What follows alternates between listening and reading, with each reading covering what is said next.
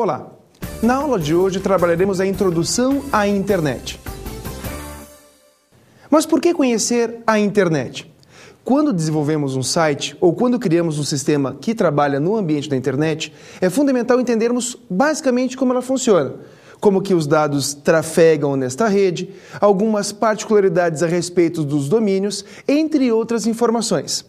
Esta aula é fundamental para que todos os detalhes a respeito de internet sejam sanados, principalmente na questão de conectividade. Na área de internet, os profissionais se dividem em várias categorias e várias classificações. É claro que o objetivo dessa aula não é mostrar todas as categorias e de que forma que esses profissionais se enquadram no mercado. Porém, 3 situações são muito comuns de serem observadas. Primeiro termo, o web designer. O web designer é aquele desenvolvedor, digamos assim, que cria layouts, que desenvolve a identidade visual do site ou do sistema que ele está desenvolvendo. Esta é uma definição superficial. É claro que existem outras atribuições referentes a esse cargo, a este conceito de profissional da área. Então, web designer, o primeiro. Uma outra situação encontrada no mercado é o web developer. O web developer, na verdade, ele é um desenvolvedor da questão de aplicativos ou de soluções para a implementação na web. Por exemplo, enquanto o web designer tem uma conotação mais visual e faz a cara do site, o web developer nos traz a situação mais do saneamento básico, ou seja, da parte de baixo do site. Como que é utilizado, que programas são utilizados, que estrutura lógica é utilizada para realizar, vamos supor, o ingresso no site por meio de um usuário. Então, é o desenvolvedor web que cria esse tipo de situação. E, finalmente, nós encontramos o webmaster. O que o webmaster faz, na verdade, nessa situação? Ele cria recursos onde ele pode colocar um site no ar, ele pode verificar qualquer situações a respeito da manutenção e operabilidade desse site. Então, enquanto o desenvolvedor desenvolve, o designer cria a estrutura do site, o webmaster faz o quê? Ele põe para funcionar toda essa estrutura. É óbvio que, normalmente, o desenvolvedor web, ele acaba fazendo o papel de webmaster também. Então, esses itens, esses conceitos acabam se misturando.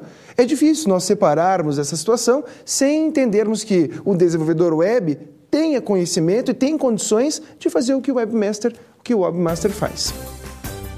Por que criar um site?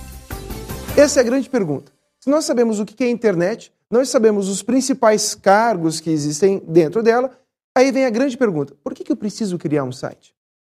Quando eu crio um site, eu preciso entender que eu estou passando a identidade de uma empresa para todo o mundo.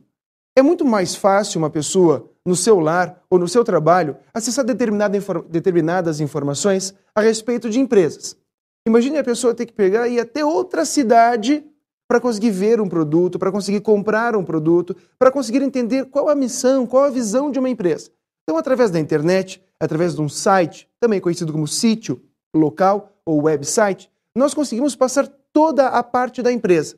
O que é importante estar atento no momento da criação? Entender bem que um site ele tem que passar exatamente a essência da empresa. Não adianta nada fazer um site estático, apático, onde o usuário não tenha vontade de acessar mais informações e assim por diante. Não adianta criar um site com uma conotação de portal, ou seja, um site enorme, onde ninguém encontre nada lá dentro. Tem tudo, mas não tem nada. Lembre-se, sempre um bom site precisa disponibilizar o conteúdo em 2 cliques. Se uma pessoa quer entrar em contato com o teu cliente, ele tem que conseguir no máximo em 2 cliques. Contato, tem uma área de contato. Quer saber o endereço? Quem somos? Onde estamos? Então, essas situações são muito importantes. Portanto, é importante elencar quais os principais itens que aquela empresa quer ou que aquela pessoa quer criando um site. E aí fazer um mapa de forma que todo o site possa ser acessado, as principais informações acessadas a partir de 2 cliques. Quando que isso é um grande desafio? Quando a pessoa quis procurar qual o endereço da empresa. Ele foi lá e achou o endereço da empresa em 2 cliques. Aí ele quer procurar os produtos da empresa, só que ele não sabe como voltar até os produtos. Toda essa ligação é fundamental. Não adianta criar um site que, para que tudo funcione, tem que ir na página inicial. Todo site tem que levar a todas as principais partes. Esse é o grande desafio de quem desenvolve um site para a internet, um site para todo esse ambiente público que que interliga o mundo inteiro. Na verdade, chega uma outra pergunta agora. O que vem a ser a internet?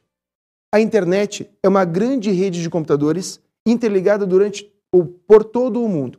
Ela utiliza sistemas de conexão baseados em protocolos TCP/IP, ou seja, usa o protocolo de transporte TCP e usa o protocolo de endereçamento IP. E é uma rede pública, ou seja, todo mundo pode acessar, todo mundo pode colocar informações a seu respeito nesse ambiente. E para isso existem várias ferramentas e várias soluções. Entre as ferramentas que a internet disponibiliza, nós podemos observar o blog ou weblog. Nesse ambiente, o proprietário do blog pode criar posts e os posts são comentados por outros usuários da internet. Podemos citar também fóruns de discussão, wikis, onde você pode colocar um artigo e esse artigo ser comentado, comunicação por e-mails, grupos de discussão, entre outros recursos. Quando criamos qualquer implementação ou qualquer aplicação para a web, o que acontece? Nós temos que entender todos os outros recursos que estão relacionados à minha aplicação, ao meu site, ao meu endereço. E isso, quando nós passamos a um cliente, ele também tem que ter a noção de que a internet não fica lotada apenas na sua região de atuação.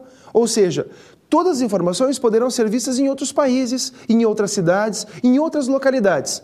Portanto, as informações não podem ser tendenciosas, elas não podem ser preconceituosas. É a identidade da empresa e ela pode ser vista em qualquer lugar do mundo.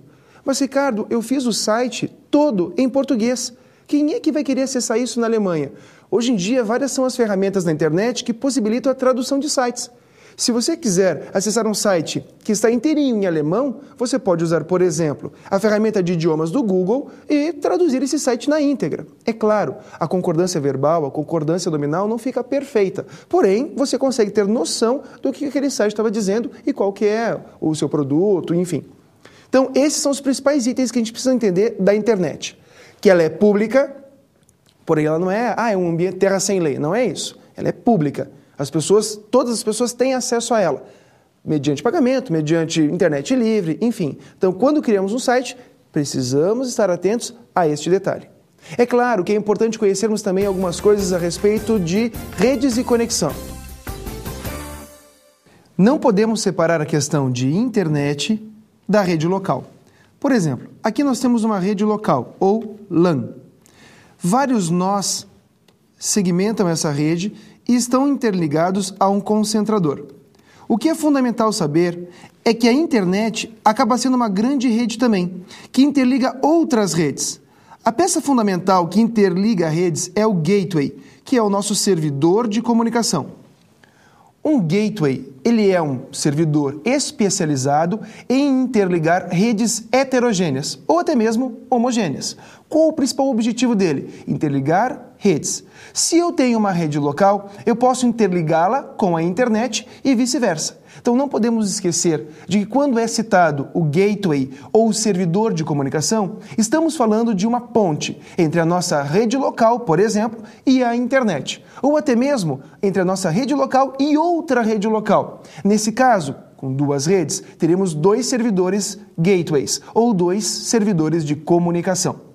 Agora que observamos que a relação de redes está intimamente ligada com a internet, uma vez que a internet é a união de diversas redes, nós precisamos entender na internet como funciona isso. Então precisamos entender sobre a estrutura de web.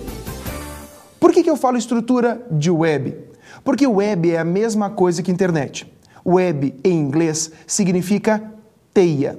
Então, se eu entendo que a teia de uma aranha, a aranha pode usar qualquer caminho, qualquer rota para chegar a qualquer ponto da teia. Este é o conceito da internet. Você tem uma malha de comunicações, várias interconexões e a tua mensagem ela pode fazer qualquer rota. Ela pode fazer vários caminhos, por mais que seja o mais longo, para chegar em determinado local.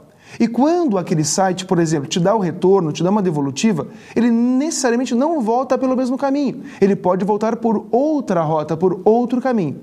Vamos entender como funciona esse tráfego analisando a imagem. Nessa relação podemos observar o seguinte: nós temos um cliente e nós temos um servidor. Aí já chegamos naquela relação cliente-servidor. Ou seja, imagine que este servidor, seja o servidor do Google. E aqui o cliente, um usuário na sua casa. Quando ele tenta buscar informações no Google, então ele sai pelo seu servidor de comunicação e faz uma rota. Então ele vai passando por alguns outros computadores e recursos na internet, pega a informação naquele servidor e esse servidor pode retornar a informação pela rota que achar melhor. Com isso, nós temos o conceito de tráfego. Então, nós temos o tráfego de upload, ou seja, o que é enviado para o servidor, e de download, o que vem do servidor para o usuário. Sempre numa relação cliente-servidor. Então, sempre tem um servidor que hospeda o site, que provê alguma informação que o usuário quer receber. Por isso que a gente tem sempre essa relação, inclusive em redes, de cliente e servidor. Então, observe que você tem várias rotas, vários caminhos que você pode fazer, já contextualizando o termo web. Isso é muito importante. Tá, Ricardo, mas como é que funciona efetivamente essa questão de comunicação na web? Vamos dar uma olhada na imagem novamente. Eu vou limpar o conteúdo e vou observar da seguinte forma. Imagine que TCP/IP é o recurso, é o conjunto de protocolos utilizado em redes de longo alcance, no caso a internet. Os protocolos TCP referem-se ao transporte e IP referem-se ao roteamento. Vamos identificá-los aqui na imagem. Vamos lá. Por exemplo, este servidor, como está na internet, ele tem o endereço IP. Este cliente também tem o endereço IP. E todos os outros pontos por onde a mensagem vai passear, por exemplo, possuem endereços IP identificando cada uma delas. O que isso significa? Que o IP vai dar a rota da nossa mensagem. É como se fosse o CEP. Então, por exemplo, cada lugar que a gente passe, em cada rua que a gente possa passar no trânsito, cada rua dessas, cada caminho desses possui o seu CEP. O nosso local de origem possui um CEP, o nosso local de destino possui um CEP. E não necessariamente eu tenha que voltar pelo mesmo caminho, pela mesma rota. Posso fazer um caminho alternativo, pingando ou passando de CEP por CEP, passando de IP por IP. Tá, mas e aonde que entra o TCP? O TCP é um protocolo de transporte, assim como o UDP, com uma pequena diferença. O TCP ele é um pouco mais lento, porém ele garante a entrega dos dados. Já o UDP é um protocolo mais rápido, porém não garante a entrega desses dados. Imagine o seguinte, você vai ao correio e você quer mandar uma informação, ou uma carta, ou um pacote, ou qualquer coisa. Normalmente o que o correio faz? Ele pega esse conteúdo que você quer enviar e coloca dentro do envelope, coloca dentro de uma caixa. Então ele empacota essa tua informação para ser enviada então. Portanto, o TCP, o protocolo de transporte, basicamente tem este recurso, este efeito. Ele vai pegar as suas informações, vai empacotá-las e vai cuidar de toda a parte do transporte, do envio até o destino, e daí quando o destino remeter a resposta, ele também tem esses processos envolvendo protocolos de transporte como o TCP. Outras estruturas que encontramos na internet são os roteadores e os backbones. Roteadores, eles são hardwares especializados no roteamento. Tá, isso parece meio óbvio, né, Ricardo? Com certeza. Então, o que ele faz? Quando eu quero chegar até determinado servidor, ele, utilizando algoritmos de roteamento, ele traça a melhor rota até o seu destino. Então, ele vai rotear a tua informação. É normal, quando nós temos uma conexão em casa, por exemplo, a DSL, que nós utilizemos um modem roteador ADSL. Ele é roteador justamente por isso. Ele consegue endereçar os pacotes ele já é especializado de tal forma que ele tem autonomia para rotear os pacotes para dentro da internet, para outro roteador e assim por diante. E que vem a ser os backbones? O backbone vem do termo espinha dorsal. Tá, mas o que vem a espinha dorsal? Todos os países possuem alguns backbones. Então, sai da tua casa a conexão, por exemplo, passa pelo teu provedor de acesso à internet e ele se liga ao backbone. E esse backbone se interliga a outros backbones em outros países, estabelecendo então as conexões. Então, o backbone e os roteadores são peças fundamentais na parte de conexões da internet. É claro que na internet existem outros serviços. Os serviços normalmente estão atrelados a protocolos. Não esquecendo que os protocolos são conjuntos de regras que nós adotamos para determinadas situações, para determinados serviços. Alguns são imprescindíveis de nós conhecermos. O primeiro deles, o HTTP. O HTTP é um protocolo de hipertexto, ou seja, é através dele que nós temos a possibilidade de clicar em várias áreas no site. Quando observamos após o HTTP a letra S, no caso observando HTTPS antes de um endereço, antes de uma URL, o que nós observamos? Que este site implementa algum tipo de segurança na sua conexão. Portanto, o HTTP é um protocolo fundamental. Atualmente, não é mais necessário digitar HTTP://. Automaticamente o browser já traz esse protocolo para nós. Porém, saber para que ele serve é fundamental. Alguns sites, ao invés de começar com HTTP, começam com FTP://. Mas o que vem a ser esse FTP, Ricardo? FTP é um protocolo para transferência de arquivos. Então, quando você acessa um site utilizando este protocolo, ou seja, FTP:// e o endereço deste site, o que você observa? Uma estrutura de pastas e arquivos. Exatamente.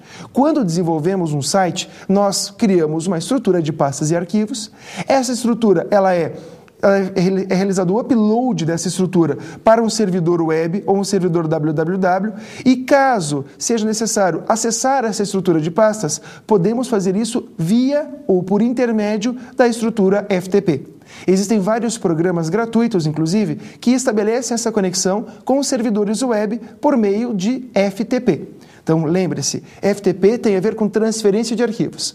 Fatalmente, desenvolvendo uma página na internet, um site, enfim, será necessário o uso de um FTP para atualizar informações no site e até mesmo para acessar determinadas informações lá, a fim de alterar, entre outras situações. É uma ferramenta imprescindível para um web designer, para um web developer, para um webmaster. Outros protocolos também são importantes na internet, que é o caso do POP e do SMTP. Esses protocolos estão diretamente relacionados ao serviço de e-mail. POP no sentido de recebimento de e-mails e SMTP no sentido de envio de e-mails. É muito importante para uma pessoa que quer configurar a parte de e-mails em um gerenciador de e-mails, conhecer os endereços correspondentes ao POP e ao SMTP.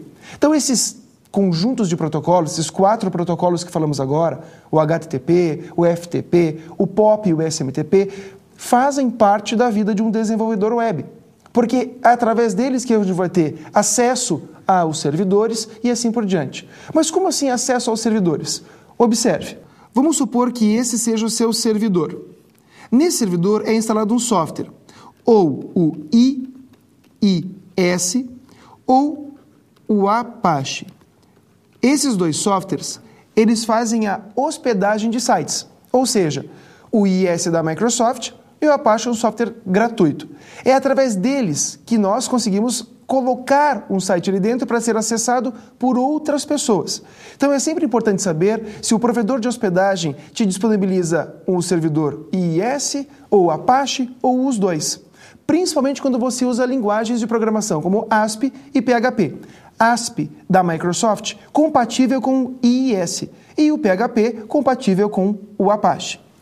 É claro que, além disso, este site, além de ter esse software, ele tem um endereço IP atrelado a esse servidor. Vamos dar uma olhada. Então, eu tenho, nesse servidor, o endereço IP. Graças a recursos de um determinado serviço denominado DNS, nós vamos traduzir esse endereço IP numérico para um endereço composto por letras, por números, enfim, por um domínio. Aí que vem o termo URL, Uniform Resource Locator. Mas o que vem a ser a URL? A URL é o endereço exato de cada área do teu site. Como assim, Ricardo? Imagine um exemplo. HTTP://. Este é o protocolo de hipertexto. Em seguida, observamos www. Ou seja, é o serviço que nós estamos utilizando. Aí, em seguida, vem o nome do domínio. Por exemplo, vários As. Depois, .com, que é o tipo dele. Então, o domínio, .com, o tipo comercial, e .br, o lugar onde foi registrado esse domínio. Barra, aí começa, ó, barra, ele mostra então uma pasta denominada imagens, um diretório denominado imagens, e barra novamente um arquivo, logo.jpg. Analisando a extensão JPG e analisando o termo imagens, observamos que estamos neste site, no servidor, acessando a pasta imagens e abrindo a imagem logo. Isto é fundamental. Saber que tem um software por trás de um servidor www, de um servidor web, e que ele, dentro, possui uma estrutura de pastas e arquivos, que é demonstrada no navegador. Por meio do quê? Do endereço, do domínio, www.dominio.com.br, barra, em que pasta, subpasta e qual arquivo está sendo acessado. Por isso que quando acessamos um site por FTP, ao invés de observar aquela página bonita, bem informada, nós observamos pastas e arquivos. Esta é a estrutura fundamental de funcionamento. Saber a relação de cliente-servidor, saber que no servidor nós temos softwares especiais ou especializados em proporcionar a armazenagem do site e também a veiculação dele. É claro, existem outros detalhes a respeito de registros de site e de técnicas para a criação de sites que não fazem parte do escopo desta aula. Próximo passo é entendermos a conceituação de software livre. Quando falamos de internet, não podemos deixar de citar a questão de software livre. Por quê? Porque existe um software do tipo livre específico que é muito importante, que é o Linux. O que vem a ser o Linux? O Linux é um software de licença gratuita que chega a atrelar todos os detalhes do software livre. Como assim do software livre, Ricardo? O software livre é aquele software que você tem a liberdade de divulgação desde que você cite a fonte, por exemplo. Então ele é um freeware, ele é um software gratuito e normalmente com o código aberto ou open source. Este é o grande segredo do Linux. Ele é um software muito difundido na internet, principalmente na área dos desenvolvedores. Ele é muito bem quisto pela parte dos técnicos, isso é uma coisa evidente. Ele surge com um histórico onde tinha uma concorrência forte da Microsoft, seu principal concorrente, e o seu fundador, enfim, os seus fundadores, criaram uma estrutura de tal forma que ela seria disseminada em toda a internet. E com a união de vários programadores em todo o mundo, foram criadas diversas distribuições. Portanto, nós não temos uma versão do Linux. Nós temos, na verdade, uma série de distribuições. São vertentes de pensadores, podemos analisar dessa forma. Enquanto a Microsoft faz parte de um software, de uma arquitetura licenciada, proprietária, ou seja, você tem que pagar a licença de uso, é bem delimitada.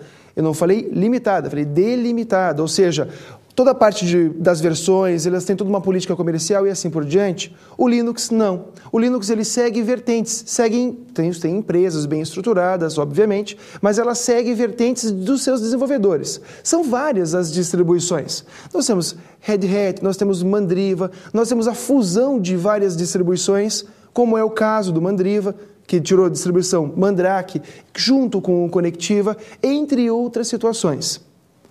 O objetivo não é dizer que o Linux é melhor ou que o Linux é pior que a Microsoft, que o Windows. O grande segredo agora é entender que o Linux e o Windows da Microsoft são fundamentais para a difusão de todos os conhecimentos de informática. Então não adianta o usuário ficar limitado ao Linux ou limitado ao Windows. É importante aprender e trabalhar em todas as plataformas. Quando nós desenvolvemos alguma coisa, nós temos que entender a realidade do usuário. Às vezes aquele usuário ele vai estar utilizando Linux. E ele não vai observar o Internet Explorer como navegador. Ele vai usar, por exemplo, o Mozilla Firefox. Será que os meus recursos do meu site, do meu desenvolvimento, vão funcionar da mesma forma no Mozilla Firefox e no Internet Explorer? Isto é muito importante. Neste caso, é bom sempre testar o nosso site, nossa produção, tanto com o Mozilla Firefox, tanto com o Internet Explorer, ou com outros navegadores que possam surgir no mercado. É claro que é importante conhecermos também os tipos de conexão. É fundamental entendermos de que forma que nós vamos acessar a internet. Por exemplo, uma empresa pode possuir uma conexão ADSL e distribuir essa conexão para os outros computadores. Existem outras conexões, como uma conexão dedicada e assim por diante. Porém, Agora, o mais importante é entendermos a conexão de última milha. O que vem a ser uma conexão de última milha? Uma conexão de última milha é aquela que o usuário faz da sua casa à internet. Ela pode ser de várias formas. Ela pode ser por TV a cabo, ela pode ser ADSL, que utiliza linha telefônica, pode ser dial-up, que utiliza linha telefônica também. É muito importante conhecer esses tipos de conexão, porque isso vai nos mostrar o retrato do nosso cliente, do nosso usuário. Será que eles possuem uma conexão de banda larga? Será que a conexão que eles utilizam é uma conexão mais lenta? Então, não adianta fazer um site cheio de recursos e para um público que tem uma conexão, em média, lenta, porque o site não vai abrir, vai ficar lento e não vai ser legal. Então, como funciona essa conexão de última milha? Vamos dar uma olhada na imagem. Observem. Nós temos, por exemplo, o usuário e a internet, que é a grande rede. Imaginem que ele tem que acessar um site que está localizado aqui, nesta posição. Como é que eu faço a ligação entre o usuário e a internet? É necessário, então, um provedor de acesso. Aqui conhecido como ISP, Internet Service Provider. Então, esse é o nosso famoso provedor. Esta conexão que nós temos até o provedor é denominada conexão de última milha. E ela pode ser, então, dial-up, ela pode ser ADSL, ela tem outras formas também, como TV a cabo, por exemplo. Então é aquele pedacinho que é fundamental, é o que liga a tua casa ao provedor. Ricardo, eu tenho um acesso na minha casa que não necessita de um provedor. Necessita sim, está transparente para você, mas ele vai até a empresa que provê para você esse acesso e essa empresa então se interliga à internet e te dá todo o acesso.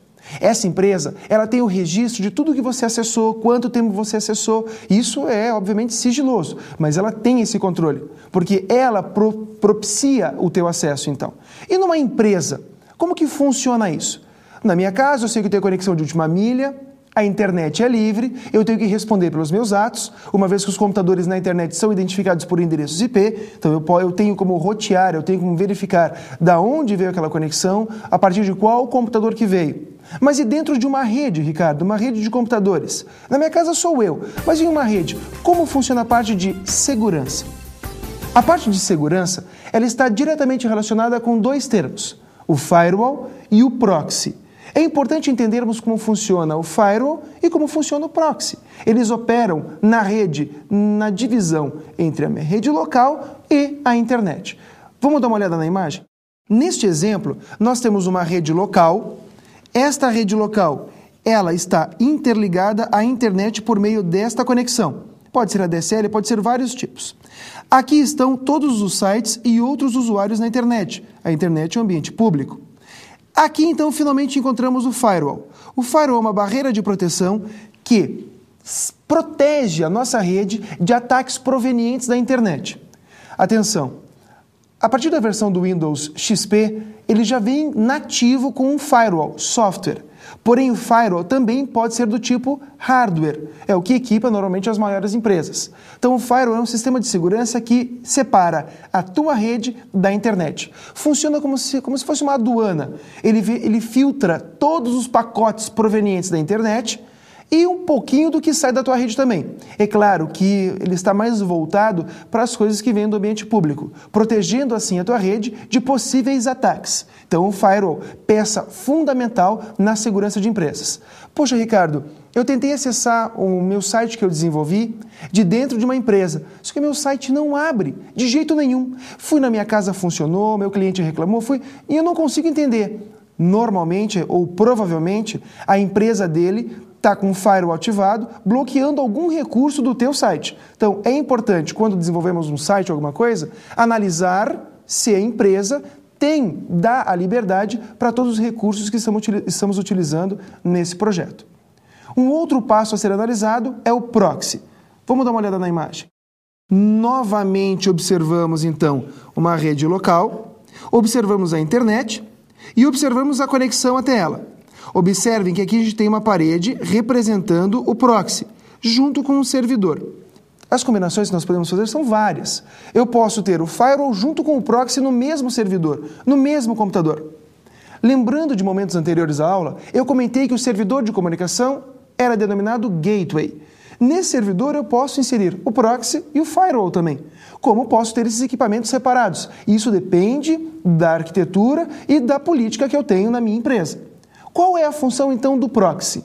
Enquanto o firewall barrava tudo que vinha proveniente da internet, o proxy protege a internet da tua rede. Como assim, Ricardo? Todas as máquinas pedem conexão ao proxy.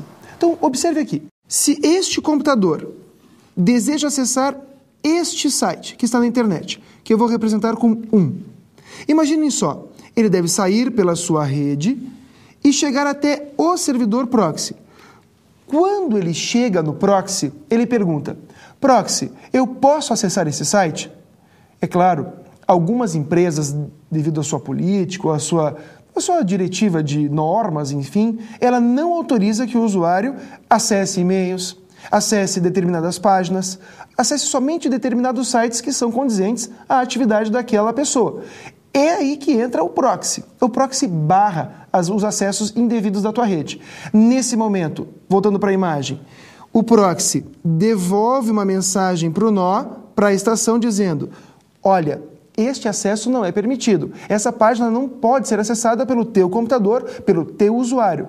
Sim, é o proxy que vai filtrar isso. É o proxy que vai dizer: este usuário pode isso, aquele usuário pode aquilo. Nós podemos filtrar pelo computador também, apesar de não ser muito indicado. Então, aquele computador pode acessar qualquer site.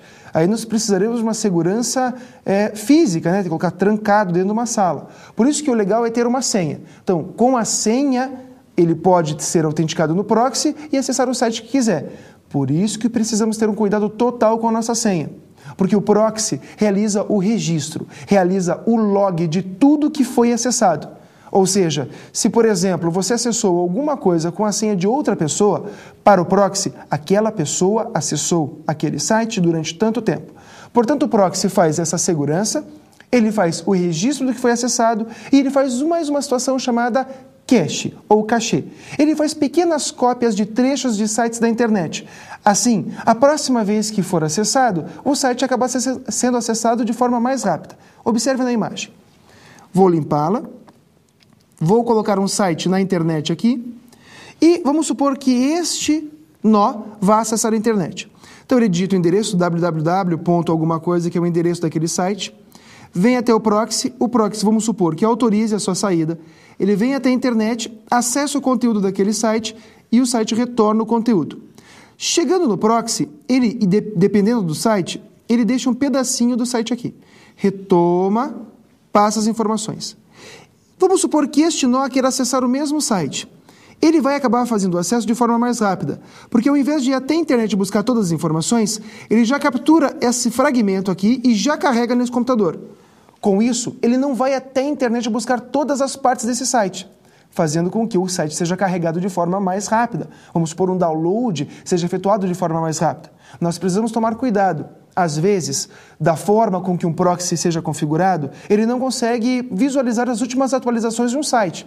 Então, por exemplo, o usuário fica preso no seu cache de proxy e não acessa as suas últimas alterações no teu site. Por isso, precisamos estar sempre atentos à questão de atualização. Vamos supor, você tem um cliente dentro de uma rede e você diz: já alterei o teu site. E ele tenta acessar e diz: não, está com a versão antiga ainda. E aí ele vai te dizer: pressione Ctrl mais F5, que é para forçar a atualização. E aí ele vai: realmente, agora funcionou. Mas por que não atualizava antes? Porque ele estava cacheado, ele estava em cache no proxy. Então, são várias situações que podem interferir diretamente no desenvolvimento de sites, tanto na questão do firewall como na questão do proxy. Nesta aula, aprendemos conceitos importantes a respeito de internet e do seu funcionamento. Esses conceitos precisam ser levados em conta na criação de um site.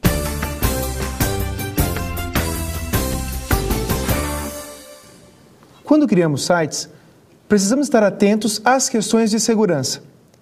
O melhor local para buscarmos informações é o CGI, é o Comitê Gestor de Internet no Brasil. Um braço do CGI é o CERT. Ao acessar o endereço cert.br, nós teremos acesso a uma cartilha de segurança. Essa cartilha de segurança orienta quanto a cuidados com a senha, cuidados ao navegar na internet. Então, quando desenvolvemos um site, é importante fazer esse trabalho também com o nosso usuário. Passar orientações sobre trocas de senhas, sobre como fazer uma navegação segura. Então, isso Todas essas informações de forma clara e objetiva encontramos nessa cartilha de segurança. Bons estudos!